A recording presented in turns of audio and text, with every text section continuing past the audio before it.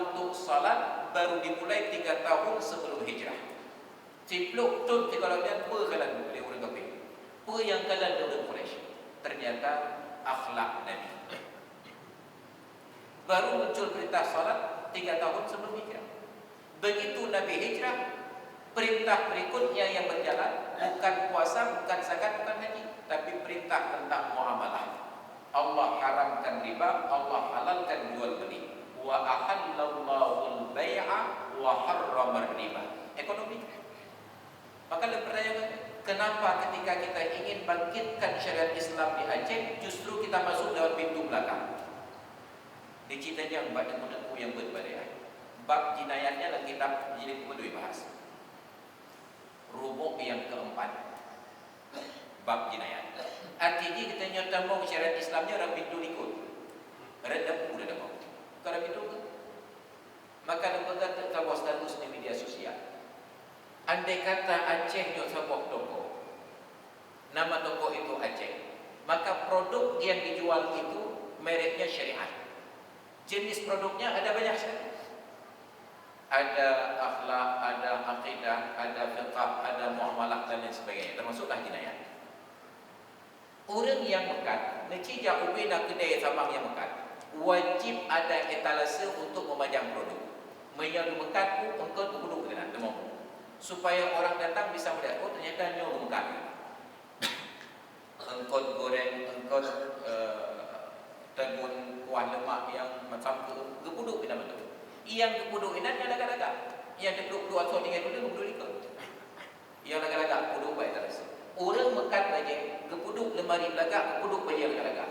Orang yang mekat pulau elektronik yang agak-agak supaya orang tahu apa yang dia jual. Tapi toko Aceh yang menjual merek syariat sudah 20 tahun jualan, mengetalase hanalah.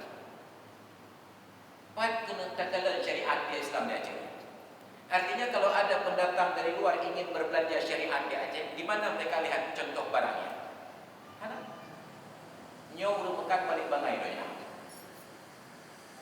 Justru ketika terlihat adalah barang yang busuk, yang tidak laku dijual, banyak. Kanun jinayat hukum cambuk. Maka semua orang ketika teringat nama Aceh yang langsung terbayang hukuman cambuk, bukan akhlak orang Aceh. Dibayang 2015 Tuan hadir ke Demo Malang 2014 acara PENAS KTNA Pekan Nasional Kotak Tani Nelayan Andalan Aceh di Indonesia. Bahkan karena saya termasuk salah seorang tim ahli KTNA. Dalam tim ahlinya Profesor betul, Profesor Jasman J. Ma'ruf, Profesor Sabaruddin, Profesor betul, yang ada Profesor Cila betul. Ingat penting dulu lembak tim ahli. Tim ahli KTNA, ilan belakang umumkan teguran. Tapi dulu tim ahli. Baru untuk rahasia, setiap kali dibuat acara pertemuan, ilan lelaki baca doa. Rupanya tim ahli baca doa. Betul tim ahli. Tim ahli baca doa rupanya. Ya, kemana? Saat di mana tim dari Aceh memperjuangkan agar PENAS berikutnya 2017 diselenggarakan di Aceh, berebut dengan Sumatera Barat, Padang. Dari Aceh, bean kepegah gubernur bersekdah negara yang jah asisten Pak Azari Hasan. Maka untuk menunjukkan bahawa kita serius, kami tolak beliau itu seolah-olah beliau sekdah. Iran berdebatkan lupa, kau jiran sekdah ya.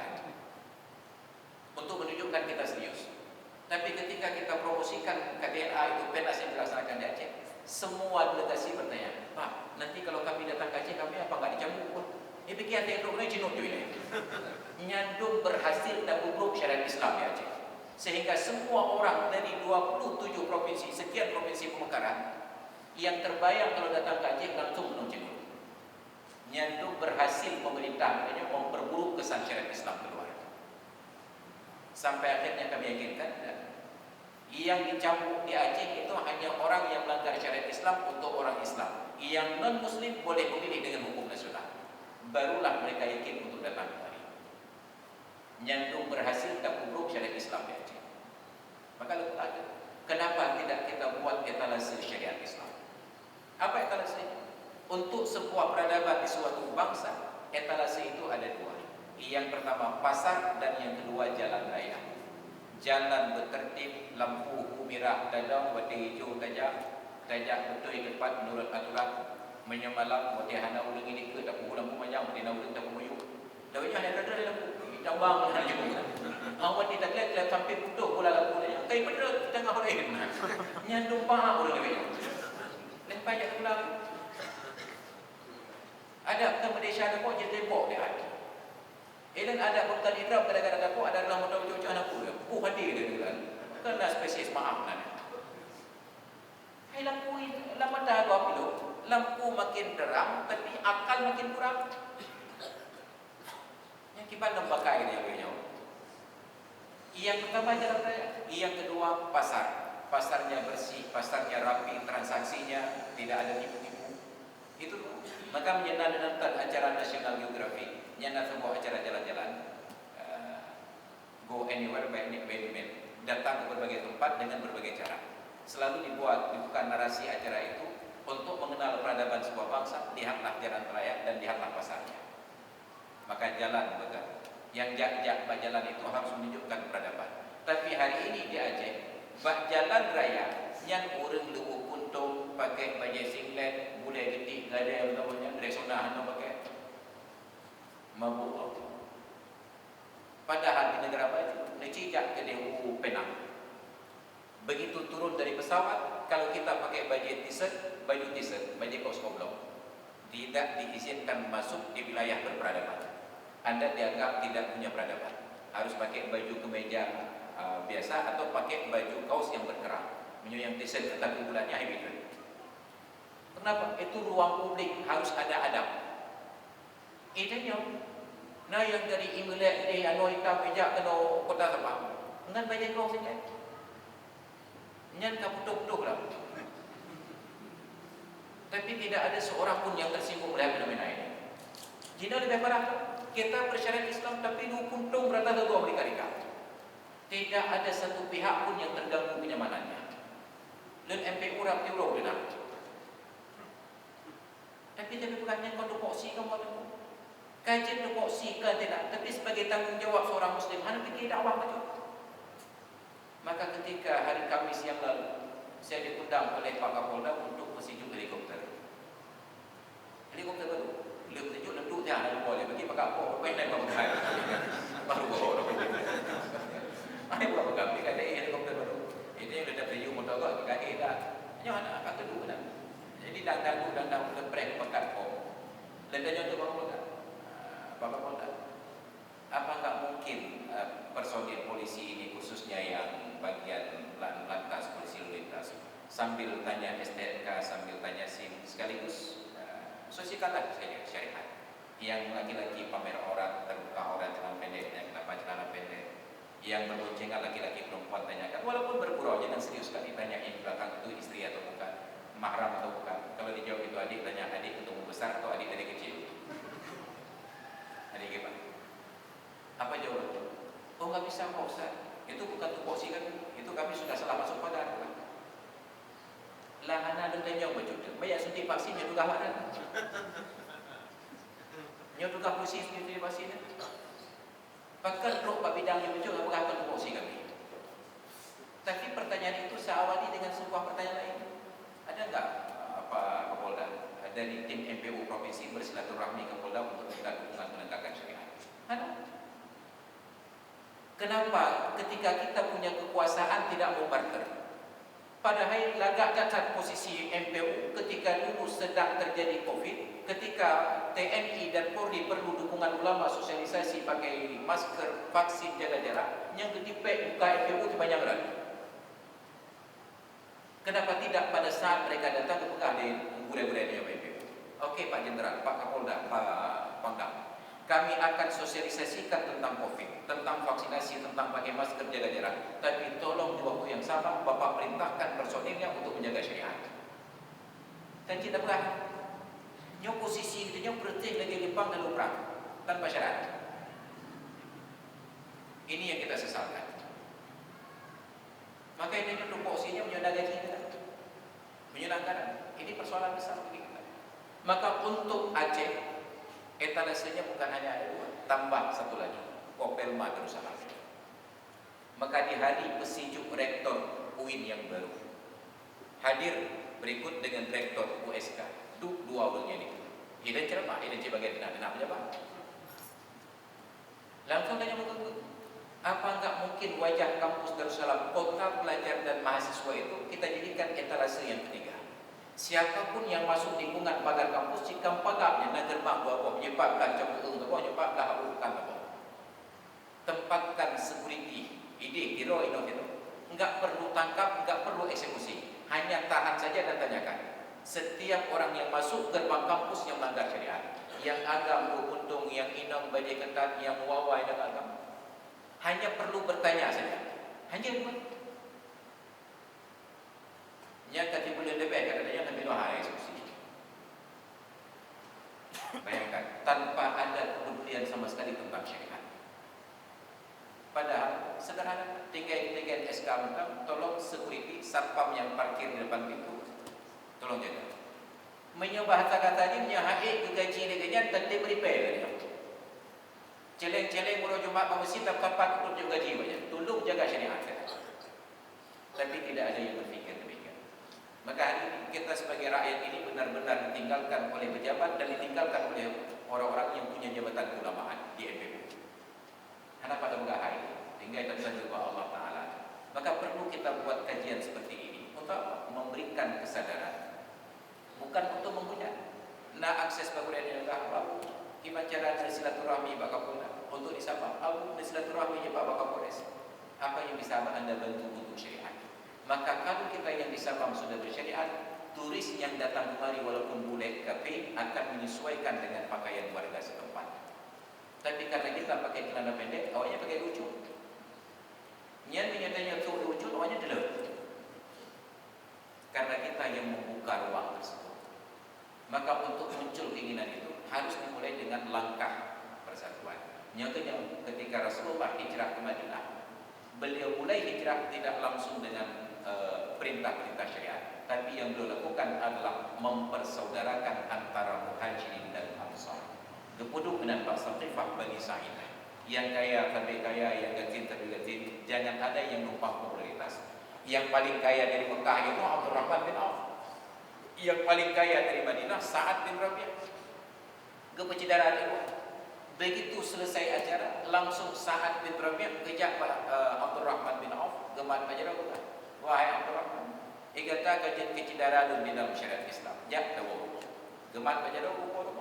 Di dalam kerimangan cahaya lampu teflon sebelum tidur malam tersebut, kata Sa'ad bin Rabi'ah, wahai Abdurrahman bin Auf saudaraku, ana aktsaru ahli Madinati tharwatan. Saya adalah penduduk Madinah yang paling banyak harta kekayaan. Saya punya kebun kurma sekian ratus hektar. Saya punya peternakan sekian ribu ekor kambing, sekian ratus ekor sapi, sekian ratus ekor unta. Maka besok setelah matahari terbit, kita datang ke kebun, kita ukur ulang, lalu kita bagi dua, setengah untukmu, setengah untukku. Lalu kita datang ke peternakan, kita hitung jumlah binatang, kita bagi dua, setengah untukmu, setengah untukku. Dan saya ada 2 orang istri. Habis dah bagi lampu, habis dah bagi binatang, waruh ngecikalan perumahan yang galak dia kata, tak pegah badan, saya ceraikan istri tersebut, selesai iddah engkau nikahi. Nyandung ke pecidara di Rasulullah, berubah rumah bagi. Idahnya putus cidara gara-gara rumahnya kelingan. Nyanduk buat rumah bagi. Andai kata kita dalam posisi Abdurrahman bin Auf, sungguh ada dengar salam kakak-kakak ini. Tapi Abdurrahman tidak perlu istikharah untuk menjawab. Spontan beliau katakan, barakallahu fi malika wa ahli. Semoga Allah limpahkan keberkahan pada harta dan keluarga. Dullani ila suq. Tolong tunjukkan saya jalan ke pasar. Baik tunjuk harta, tunjuk harta. Maka besok matahari terbit setelah salat subuh mereka ke pasar. Dengan sedikit modal Abdurrahman bin Auf berniaga. Geblau barang ke pulau, merumpok laba, geblau barang ke pulau, merumpok laba, pulau barang ke pulau, merumpok laba. Uranya tentang kekayaan. Maka setengah beliau sisihkan untuk modal niaga besok, dan setengah beliau memanfaatkan untuk berkah kekayaan. Berkah kekayaan mencari seorang perempuan Madinah untuk dinikahi. Nyandu mekarat tidak menikah untuk menikah. Jangankan lapor kepada Nabi, jangankan untuk melapor di Masjid Raya Baitur Rahman, bermakna Nabi bawa pulang. Menikah. Setelah nikah berpapasan dengan Nabi. Tercom terbe pengantin. Kalau toprak-topraknya lagi macam ini ada. Ditanya oleh Nabi, bawa apa ini wahai Abdurrahman? Maka dengan malu-malu beliau katakan, ya Rasulullah, tazawwajtu min ansariyah. Saya baru saja menikahi seorang wanita Ansar. Maka didoakanlah oleh Nabi. Berdoa ni bukan semoga sama raya. Semoga sama raya. Yang doa. Berdoa sama raya. Yang sama raya saya lapang. Maka mismarnya pada yang pokok lapang. Sama raya warnanya dan ke kulit sawo matang. Ya asmarin lona yang warna sawo matang kulitnya. Gebro doa. So yang papai doanya katanya. Ya Pak, mahir saya. Barakallahu lakuma wa baraka alaikuma wa jama'a bainakuma fil khair. Awlin walau bisyatin. Begat kenduri betat dengan kami. Maka kalau ingin kaya, kawinlah. Karena Nabi yang katakan, iltamisul ghina bisawaj. Kalau mau kaya, kawinlah. Maka awalan yang kalau kaya, kawin. Han akan kaya orang yang hendak kawin. Tapi kalau kawin itu anak kaya kau, nem kawin kau. Kawin kau. Maka dua orang rumah kalau kaya, kawin kau. Kalian kalau kaya, kawin kau. Maka putra rumah anak kaya punya baru nasib relatif. Tapi ada punya kekayaan 4 orang istri. Yang ada orang kaya lain cemburu ke dah. Idon dumno kaya rumah terus. Idon rumah put pak. Berarti kaya lah. Put roh. Tapi yang cuma diri nama pin roh kan memori itu. Ini yang baca pegang adalah kalau terdoyo tribe. Iltamisul ghina bisawaj. Kalau kaya kawinlah. Ini Abdurrahman bin Auf. Maka misi Nabi sampai di Madinah yang pertama mempersaudarakan Muhajirin dan Ansar. Yang kedua, yang pertama bangun masjid, kedua mempersaudarakan Muhajirin dan Ansar, yang ketiga membangun pasar. Maka kalau umat Islam ingin maju, kembali kepada 3 fondasi tadi. Perkokoh persatuan, lagi Muhajirin dan Ansar. Yang bahkan Muhajirin yang Ansar kaum Madinah ada persaingan perseteruan sudah turun temurun antara Aus dan Khazraj. Yang bebuyutan bukan dari buyut-buyutnya. Tapi dengan datangnya Islam, wa allafa baina qulubihim law anfaqta min al-ardi dhahaban ma allafta baina qulubihim walakin Allah allafa bainahum. Allah persaudarakan hati mereka. Kalaulah engkau yang lakukan Muhammad, habis uang engkau menjual emas sebesar planet bumonya, hana dah selesai sekitarnya. Tapi karena Allah yang bersakit hati, hana payah hidup belajar cerita. Maka tanya Aceh payah maju karena hati hana tahu. Hati tahu hati. Lam masjid pakai, iluwa masjid pakai, irumuh pakai, hanya tempat yang nak pakai. Tajak pakai kopi, udah kawai dulu. Udah yang duduk pakai jarinya tak ada kebaik.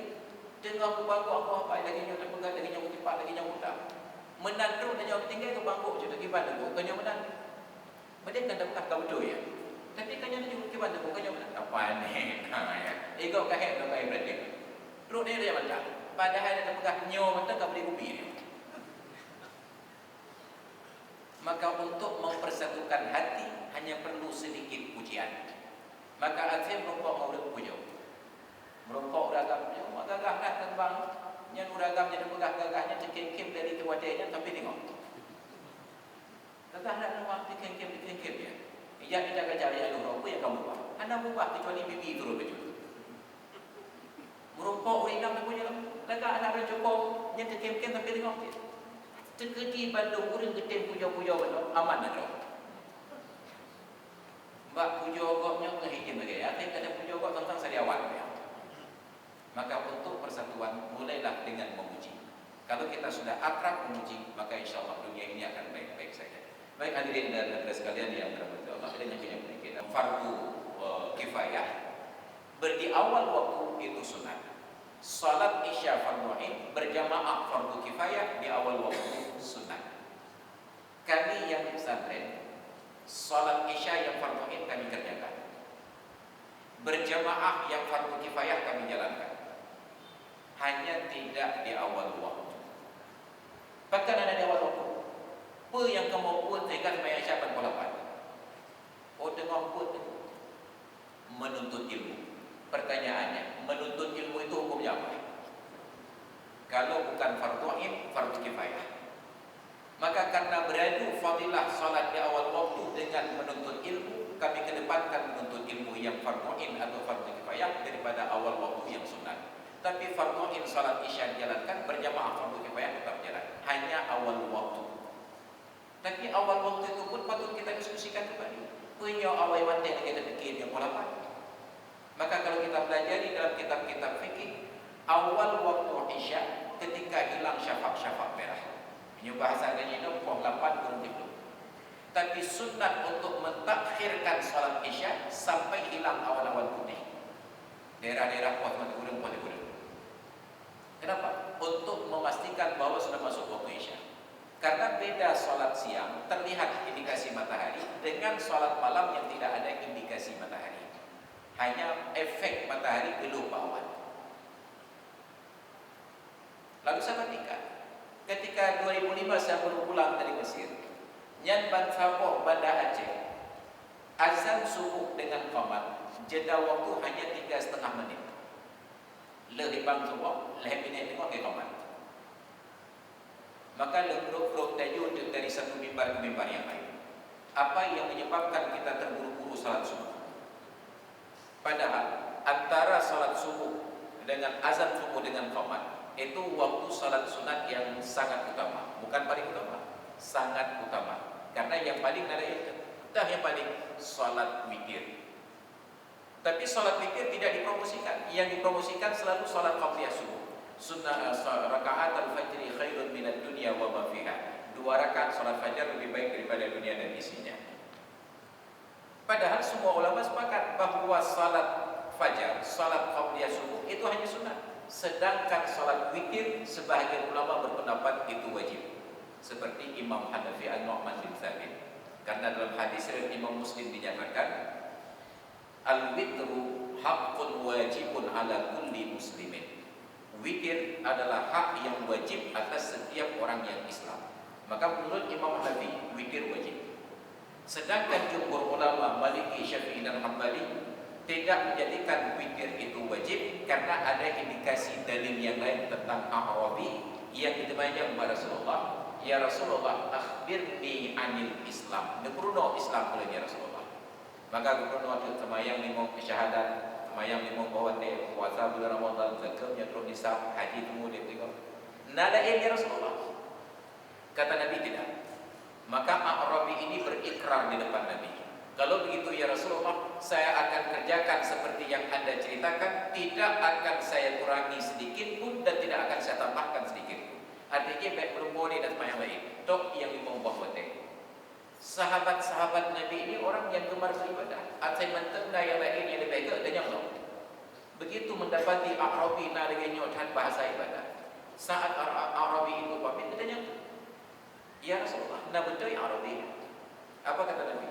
Lau saddaqa dakhala al-jannah. Menyebetul puput lagi pegang pasti dan mau surga. Padahal tidak ada salat witir. Kiban dan mau surga boleh ada salat witir. Menunjukkan bahawa witir tidak wajib. Itu cara para ulama berijtihad. Jangan hanya itu betul. Yang kata umumnya.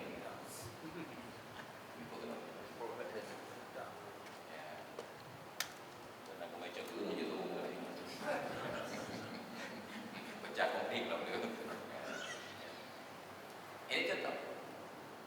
Kemudian pada sholat subuh azannya itu khusus. Padahal azan riwayatnya sama dari Abdullah bin Zaid. Lahu atam al-isya. Sebetulnya semua berlanjut. Tapi ternyata pada subuh ada tambahan khusus yang disebut at-tasbih. As-salatu khairum minan naum. Salat itu lebih baik daripada tidur. Yang pertanyaan ni, kau dah mendengar kalimatnya? Ke orang yang kat dalam masjid, atau orang yang berjalan, atau orang yang mentang ada beradah ke? Orang yang mentang tengah ada beradah. As-salatu khairum minan naum. Salat itu lebih baik daripada tidur. Menang itu ayat Allah, menang itu dah banyak main. Maka harusnya orang yang dipanggil kehadirannya ditunggu. Menyembah jaga tentang menjawab mohon ini. Ada kala muncul, ada kala munayah. Ada kala berhadas kecil, ada kala berhadas besar. Tajuklah kemungkinan ada dari gang mano ada. Maka dia mana dan getok aurat ini, dia getok aurat ini sembahyang sunat. Sunat qabliyah subuh dan sunat-sunat yang lain tempatnya itu di rumah, bukan di masjid. Nabi yang katakan, fa inna afdhala salatil mar'i fi baitihi illa al-maktubah. Salat yang paling bagus dikerjakan oleh setiap orang itu di rumahnya, kecuali salat fardu 5 waktu baru lebih bagus di masjid. Nyan pun keurang agama. Maka sembahyang rumah baru tajak masjid. Tapi menyawatnya yang terpuput dagingnya di rumah, pe'an tak sembahyang sunat. Menal imam as-salatu khairu minan naum, tajak pakai mamano, tak wudu, tak pakai hijab sembahyang. Tak putih kereta, tajak masjid. Begitu sampai di masjid, sallallahu alaihi wasallam. Habis saya tanya ke gue, tapi tanya anak gue, yang kan penipuan publik kan? Tanya ke gue, tapi duduk tanya anak gue, ini penipuan publik. Maka seharusnya ada jarak. Necitanya cedera-cedera katanya yang bantu haji, yang bantu umrah, ada yang kena jauh umrah dan titip pesan. Necikan dan di Arabnya, wati adzan subuh baru minat boleh qamat. Setengah jam setelah azan subuh baru berkumandang qamat. Kenapa? Karena mereka paham yang mendengarkan azan baru bangun tidur, mereka perlu ke kamar mandi, mereka perlu bersuci, menutup aurat, kemudian sholat sunat 2 rakaat, panaskan kendaraan dan berjalan ke masjid. Makanya mendamah tu as-salatu khairu minan naum, maka improvisasi dari Bilal bin Rabah. Menan terbit fajar, gejak Bilal kena masjid, kekumandangkan azan. Tengah-tengah ke azan, ditegur oleh sahabat yang lain. Wahai Bilal, jangan dulu engkau lanjutkan azan karena Rasulullah masih tidur. Menyetinan ke Bilal ke azan Bilal. Nyokunya kamar Nabi, kamar Ummul Mukminin Aisyah. Mengetahui Rasulullah masih tidur, apa yang terjadi? Bergebiuh azan Bilal. Lupa ke bakama Nabi. Gebi kata, Assalamualaikum ya Rasulullah. Itu dari kalimatnya, As-salatu khairum minan naum. Terkejut Nabi jaga. Terkejut kita dalam posisi Nabi. Habis Bilal. Terkejut kita dalam posisi Nabi. Yang kata pegahnya tengah mereka bambang ni. Tapi Nabi kan katanya. Begitu Nabi terbangun, Nabi singkapkan tirai kamar, beliau katakan kepada Bilal, Ya Bilal, ij'alhu fi ta'dzinika lis-subhi. Wahai Bilal, jadikan kalimat tersebut engkau kumandangkan setiap kali azan subuh. Nyam yang pengalaman tadi nya bid'ah. Hana gubernur dia Nabi. Nyam so ya kuno Bilal, nya tambah bikin terus Bilal. Hana gubernur dia Nabi. Maka dari situlah para sahabat memahami hal-hal yang senada dengan syariat tetap boleh bahagian dari syariat. Yang tidak boleh itu tidak ada bahagian dari syariat di dalamnya. Ini ada perintah secara umum di dalam syariat. Maka waktu karu-karu tanya persoalan baca Fatihah hari sembahyang. Al-Fatihah. Lalu ulang-ulang. Kan teman-teman ulang-ulang. Buku Fatihah begitu. Dalam Qurannya kan terus-ulang. Berapa Quran juga kan dengan tolak. Begitu selesai salam, Assalamualaikum warahmatullahi. Assalamualaikum warahmatullahi. Al-Baqarah. Yang minum hati untuk mengamal apa itu? Ada juga tengok, dua juga tengok. Nah yang ulang-ulang. Satu malam, mengkredit lebih pada Allah pada kopi. Merompok ke Fir'aun. Akademisi senior di UIN Ar-Radini. Kepegang kita. Edan Ustaz, baru mengkredit. Gayudang tu dia wajah di timur. Dalam bab masjid yang Ustaz biasa dia semayang tetap nak Al-Fatihah. Tapi bila dia sejak kuliah dan baca referensi, hantar merupok ke semayangnya baca Al-Fatihah. Maka akan baca. Kita dulu dalam sana. Dan pegang yang benar. Memang Fatihah secara khusus Hanafi boleh lebih. Tetapi ada dalil secara umum. Fa idza qadaytumus salata fadhkurullaha qiyaman wa qu'udan wa 'ala junubikum fa idza ma'nantum fa aqimus salat. Apabila telah selesai dikerjakan salat, maka berzikirlah kepada Allah sambil berdiri, sambil duduk dan sambil berbaring. na perintah untuk berzikir. Zikirnya bagi dua. Nanti bayangin dia yang cakap itu perhatian dosen senior bawi. Zikirnya dibagi dua. Yang pertama disebut zikir maksud. Maksud na riwayat Nabi ke praktek pada tempat tertentu atau pada waktu tertentu. Maksud jamaknya maksurat. Yang kedua zikir yang ghairu maksud tapi tetap zikir. Tak zikir yang ghairu maksud. Dah baca Al-Quran zikir. Al-Quran itu semuanya adalah zikir. Maka praktek dan nepekah hana dibaca Al-Fatihah karena hana dalil. Tahu. Tetapi pakan hana dicok yang dibaikan, nepraktekkan zikir yang maksud yang ada dalil. Andai kata ditinggal baca Al-Fatihah karena dicok subhanallah, subhanallah, alhamdulillah, alhamdulillah, Allahu akbar, Allahu akbar, nyala setuju. Tapi dia ditinggal zikir yang ghairu maksud untuk tidak berzikir sama sekali. Itu lebih baik. Tak lebih baik menang salam bedah Yohana zikir melimau daripada salamnya benar dan baca Fatihah. Tentu lebih baik baca Fatihah. Cuma menjadi balik pertanyaan. Bukan tak lebih baik semayangnya kita baca Fatihah dengan kita baca zikir Allahu akbar, Allahu akbar, subhanallah, alhamdulillah. Lebih baik karena dia yang maksud. Jina dan watin tinggal yang kan bak yang lebih baik, neutral bak yang kurang kan. Tahu ya. Yang kan cara terfikir tentang syariat. Maka kalau anda ingin yang lebih baik, okey tinggalkan ini, nalain kebaikan. Tapi menyata tinggal yang kan untuk tersurut kepada yang kurang kan, yang kata rajuannya. Maka baca Fatihah tidak ada perintah setelah salat faqra'ul Fatihah. Tetapi yang ada perintah fa idza qadaytumus salata fadhkurullah. Kalau sudah selesai salat berzikirlah kepada Allah. Kita baca macam Al-Fatihah, alhamdulillahirabbil alamin. Pertanyaan Fatihahnya zikir bukan? Zikir. Kita mula perintah. Perintah secara umum. Maka kalau ingin melarang harus ada dalil.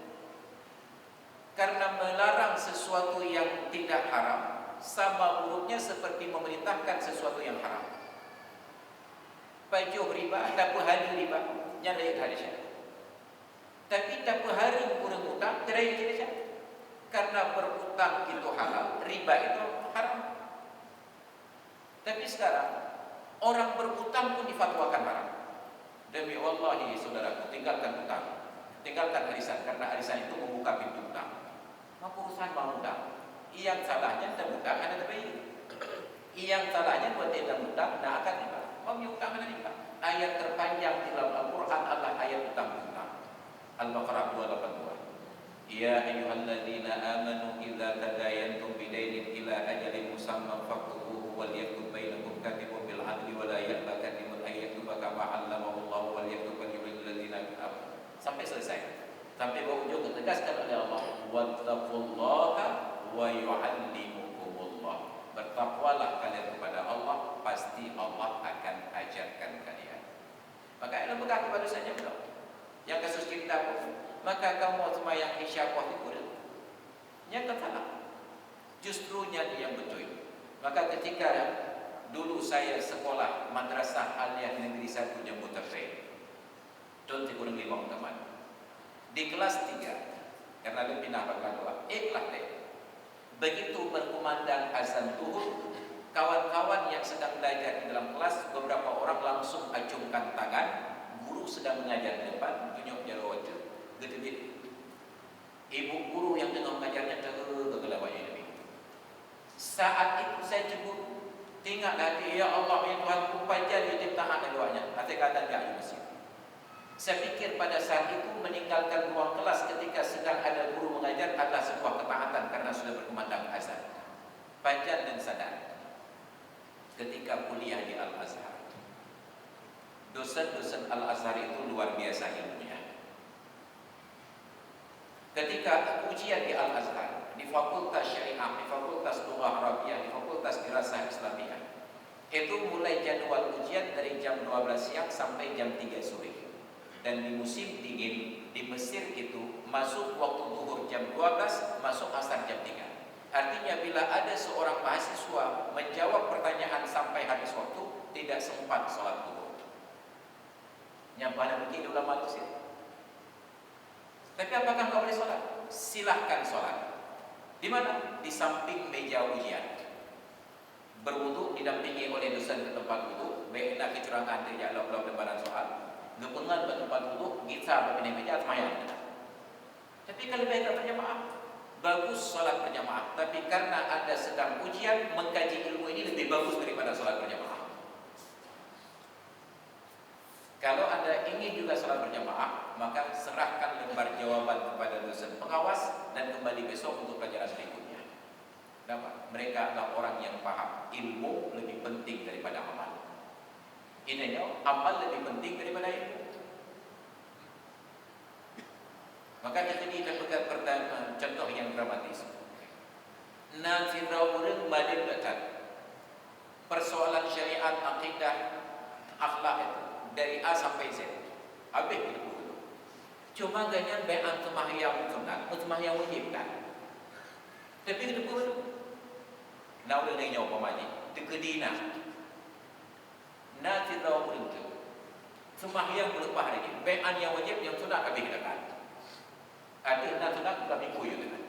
Tapi ilmu yang bacakan. Bayan katanya pelai rukun lelah katanya bawah itu juga. Katanya banyak teku rukun lelah dulu. Yo rukun lelah dulu. Nyandu mangai kata bukan rukun lelah dulu mau tanya lah kalau boleh. Pani nak ia rukun lelah kan lelah ni. Nyandu mana ilmu ni? Yang kira-kira menyudah contoh dua orang lagi yang pun gedeput bamendung tapi hana luput, yang kedua gedeput bamendung tapi hana luput. Bagi dia dah dekat nombor pun pada berdua. Nombor dua, ayu dah ini kemayang mesti hana dua. Padahal yang lebih hebat nombor pun. Kan lebih hebat. Beda agak dengan lebih hebat. Menjaganya kan definitif. Tapi lebih hebat karena ada banding lain. Bahkan gak nombor pun. Gaknya nak ilmu cuma hanya kebukut kerok, tapi ketika nak ilmu bermanfaat kepada orang lain. Walaupun kerok hanya kebukut, maka Nabi pernah memberikan contoh orang alim yang tidak mengamalkan ilmunya seperti sebatang lilin. Dia terangi orang di sekitarnya sambil membakar dirinya sendiri. Makanya oleh Imam Ibn Ruslan dalam kitab Alfiyah Kelimatan Zubat menyatakan, wa alimun bi'ilmihi lam ya'malan mu'adzabun qabla ubadin wasan. Orang yang balik yang hana gamai ilmu yang lebih awal kata oleh Allah dalam kabui neraka daripada orang kafir yang cuma berhala. Tibruk orang baliknya mentang nama manfaat juga. Tapi jika orang yang rajin ibadat itu bayan juga berkedau manfaat. Kenapa? Karena beramal tanpa ada ilmu. Maka ditambahkan keterangan oleh Imam Ibn Ruslan pada lanjutannya. Wa kullu man bi ghairi ilmi ya'malu a'maluhu mardudatun la tuqbalu. Setiap orang yang beramal tanpa ilmu, amalannya ditolak oleh Allah, tidak diterima. Bayan juga mengerau hana manfaat. Tapi orang yang pun mengerau hana manfaat, tapi nak manfaat juga. Maka ini kedudukan ilmu. Ibu kata, mereka kena sesuaikan jadual pun. 4 perintah dalam agama untuk menyesuaikan ibadat dengan waktu salat. Tidak ada perintah menyesuaikan pekerjaan dengan waktu salat.